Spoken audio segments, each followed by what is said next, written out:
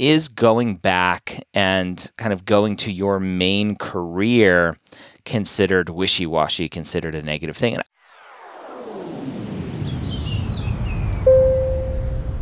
welcome to Ask Dr. Gray Premed Q&A. How are you today? I'm good. How are you? I'm doing great. I'm excited to help you and answer your question. What do you have for me today? So Okay. I'm non-traditional. I'm about halfway through my DIY post-bac. Okay. So kind of like the questions that I have kind of intermingled together, but the main question I have is I'm working full-time and I've kind of had throughout my start of my post-bac journey multiple part-time jobs that aren't necessarily clinically related. And Yep. yeah, there's just a lot of, I've worked in the service industry, I've worked as a fashion designer, and now I'm going back to work full time as a fashion designer just to kind of make ends meet and afford this journey. Yeah. So I'm kind of wondering, how that looks to medical schools. I don't want it to seem wishy-washy or if that's negatively going to impact me and they see it as me choosing something over like, clinical experience or research experience or something that maybe other people have the opportunity to do. And it looks like I'm just going back to my old career. Yeah. I think there are a lot of extra variables that you didn't really talk about. So let's make sure that we cover those first, and then I'll get to the heart of your question. In terms of extracurricular activities that are medically related, how are you doing there? So the thing is, I was having volunteer experience. I used to live in New York City while I was working as a designer, and I was working at a hospital and then in their emergency department, but Mhm. it was so short-lived. It was only from maybe January to March, and then COVID hit. Okay. And I ended up kind of deciding to take it as an opportunity to move Okay. because I was starting my post-bac program in May anyway. Um, and so everything that I had clinical and was just stopped. And it kind of looks like I just stopped, but like, I'm trying to do e-shadowing and things like that. Yeah. But I don't want it to seem like I'm complaining or like whining because of COVID, because everyone's dealing with COVID right now. Yeah. So that's kind of where I don't really have time to pick it up. And then I just got an email from my university that they canceled the volunteering program for next semester. Yeah. Yeah. So So in terms of clinical experience, how many hours do you think you have? I probably have maybe like 30, Okay. not much. Not much. And then shadowing, anything there? Yeah, I shadowed for about 3 months full time with a rheumatologist Okay. in the office, and they actually let me do a little bit of clinical things. So I did get to scribe for a little bit Okay. and take vitals. So there is some experience there. Just in the grand scheme of my journey, it is pretty small. Okay. Yeah. Yeah. So, and obviously COVID is COVID, and it's disrupting everyone's schedule. As we're recording this, it's December 2020. Are you planning on applying next cycle, or are you going to wait one more cycle? So I'll be applying in the 2022 cycle to start medical school in 2023. Okay.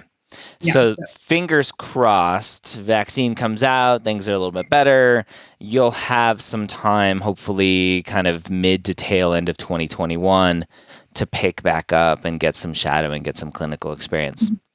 The question for you is there a possibility for you to, instead of taking a full-time designer job, get a job as an EMT, get a job as a scribe, or those just don't pay enough to potentially make ends meet?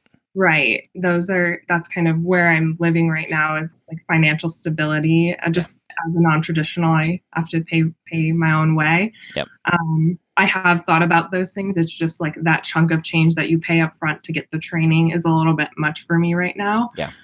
I have a yoga teacher certification. I was teaching yoga on the East Coast, but then COVID hit. Like, they're not looking for anyone to do even like personal, Yeah. Something a little bit more relatable to working with people rather than designer. But yeah, I would check out any sort of virtual yoga teaching opportunities where you call a nursing home or something and say, hey, this is something I'd love to do. That may be something interesting, just as a random side thought. But really, in terms of the core of your question, is, especially for a non-traditional student, is going back and kind of going to your main career considered wishy-washy, considered a negative thing? And I don't think it is, especially right now, right, with COVID. For you as a non-traditional applicant, it's something where you already obviously have a skill set. You can make money doing it, which will support you going through your post-bac program and put a roof over your head and food on the table. It's not a problem. I think there's this big misconception or fear among pre-med students that if you are doing something not clinically related, while you're in the middle of this process of saying, "Hey, I want to be a physician," then it looks bad, and it just doesn't hold any weight.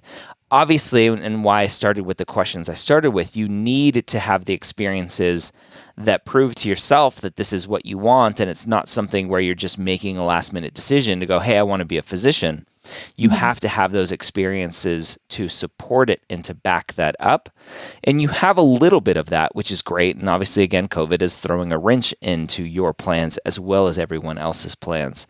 So I think go back to work full time, make the money that you need to make to support yourself, and then see if there's a weekend where you can throw a couple hours in doing some volunteer yoga for a nursing home, or doing some virtual hospice, or maybe in-person hospice, depending on where we're at pandemic wise, to start to gain a little bit of clinical experience. So I don't think there's any issue with you going back doing a non-clinical job while you're in the middle of this. It's just not a problem. And those skills and those experiences bring a lot more to the table than just you being a fashion designer or whatever it is. Mhm. Yeah.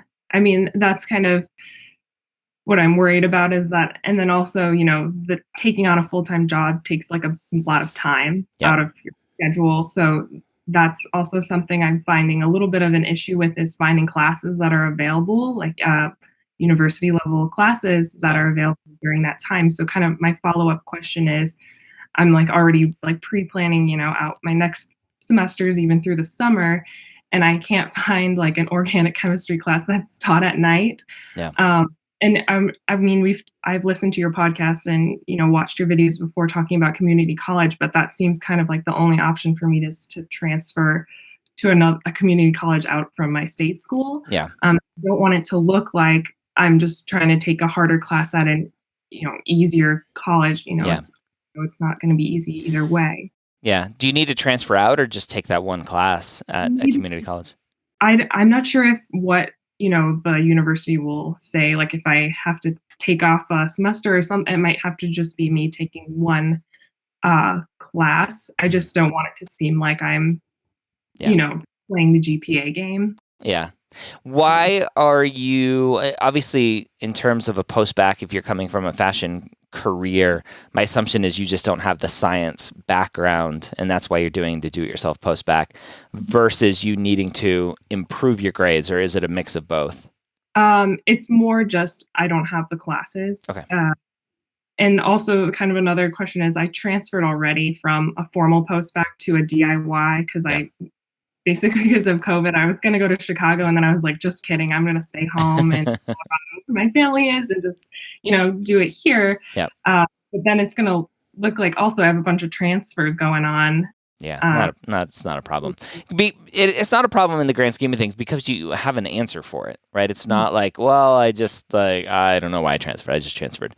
There's a reason behind everything you're doing. And even taking one organic chemistry class, or even if you need to take another one or whatever it is at a community college, while the majority of your post-bac is at a 4-year institution, it's not a problem. Even students who do a full post-bac at a community college get into medical school. So you have a good reason, right? You're working full time, just schedule wise, it doesn't work. And that's a good reason. And in terms of fixing a GPA, if you're not the type of student looking at kind of the grand scheme of things in terms of your GPA, you're not a student that doesn't have a good GPA and it does look like you're running around trying to play the GPA game, then it won't be an issue. Okay. Yeah, I mean, I'm pretty steady across the board, so Yeah, I good. don't want to. I just don't want to seem funny. And then I guess, how would I tell medical schools that part of my You journey, or don't. would they would see it Yeah. as They would see it. They obviously are looking big picture at your application and can see in your activity list that you have this full-time job and go, okay, community college, 4-year university, transferred during pandemic. A lot of it's going to make sense just on the top level. And then if they want to ask you follow-up questions in an interview, they can do that. It's not a problem. My biggest concern for you is going to be in terms of working full-time and taking these science classes, depending on how good you are at transitioning to this whole science world, making sure that your GPA stays where it needs to be. So just being cognizant of kind of what your bandwidth is in terms of studying and work, and making sure that you don't shoot yourself in the foot. right? Yeah, so far so good. So, I just don't know what's gonna happen when I hit organic chemistry. Like that's the only thing, I don't know Yeah. what's happened. And I've been doing research, and just as what Colorado offers is like basically I can only find it like at one community college. And if I can't get in that, like a lot of people have been talking about the extension schools, and I haven't really heard that much about like Harvard Extension, all of the UCLA. And I'm Yeah. not sure medical schools look at that, since it's majority online, but it is like their big names. So I don't know. Yeah. I've heard a lot of talk about that, but I wanted to hear like your opinion. Yeah, I know a lot of students who go to the extension schools, but historically they're still in person. Now, again, obviously right now with COVID, is an online organic chemistry going to carry the same weight? I would prefer in person, but again, I think it comes down to just what is available for you, what works for you, and if there's one class potentially that's online, it's a potential risk, especially right now in terms of where we're at in the pandemic, because most schools are kind of back in person. There's not a lot. I don't know specifically, like statistics wise, if what the percentage of schools being online versus in person, but my assumption is that most schools are back in person for the most part at this point. So it's a gamble. Right. Well, yeah, and now the numbers are so high. I just don't know what's going to happen next semester, even with my like hybrid classes. Yeah. But I'm sure that's happening with pre-medical students across the board. It is. Yeah. Yeah. And maybe that is kind of an easy way out, is it allows you to take an online course to get organic chemistry under your belt. Right. And that's, yeah, so I guess that's kind of what I'm asking. Like, will it look bad? I guess during these times, it's kind of hard because even if I wanted to go to a different extension school, like they're all online anyway. Yeah. So. Yeah, it's an opportunity. It's a potential. I think the concern at this point, again, just generally speaking, and obviously cases rising and things going crazy again, that can always change, but it's really up to the medical schools to determine at this point in the pandemic, are they still going to accept online classes, not online classes, pass-fail classes versus graded classes. My hope is that everyone is very lenient and just understanding in terms of where students are, and students really can't control if their institution goes online or is it a hybrid or whatever it is. So yeah, there's just lots of unknowns. Right. So it would be important to me to like, I know you said they'll see it on my transcripts and things like that, but as far as my journey goes, career wise, like use that as something that I talk about in my personal statement, just because, I have worked part-time before, like while I'm doing this post-bac, and, now I'm going back full-time. Is that something that's, like it's just kind of the means for my journey for me to Yeah, I don't think it has any relevance for your personal statement, because your personal statement is why do you want to be a doctor, not why did you bounce around a lot in your post-bac. Mm-hmm. So Right. I So don't think there's any relevance to that. I think for you being a career changer, and it's the same for any non-traditional student who's a career changer, is the whole why now question. What is it in your life that's drawing you to medicine at this point? And if you've read my personal statement book, it's a very similar kind of journey between a traditional and a non-traditional student in terms of why you want to be a physician and really making sure that you understand and they understand why it is you want to be a physician with this added layer of why now. mhm. Yeah, I have been reading it. So I'm just trying not to start too early since I'm basically a year out from Yeah. applying and journaling. And that's what I'm trying to do. And, as far as, looking at my journey and I've been using Mapped, I'm just trying to put in input all my older in undergrad, which is taking a Yeah. while. But trying to keep that trend at the same point. And then as far as, I know you don't like to say like the MCAT makes up for things, Yeah. but I do well on the MCAT next year, will that kind of, I guess, like even out or show my ability, even if I do have online classes more than I would have liked, or will that? Yeah, I don't know. I think online versus in person. It sounds like when I asked you earlier, it doesn't sound like you're trying to make up for some poor grades to begin with. So I think again, overall, big picture, your academic capabilities really aren't being questioned, and whether you have an online course or not. Again, during the pandemic, there's some leeway there. Okay, yeah, I think that was like kind of my big question is speaking to different career choices, and I know a lot of other pre-med students have random part-time jobs as Yeah. well. So Yep. Cool. Well, good luck to you. thank you so much. Yeah, it's great talking to you. Nice talking to you.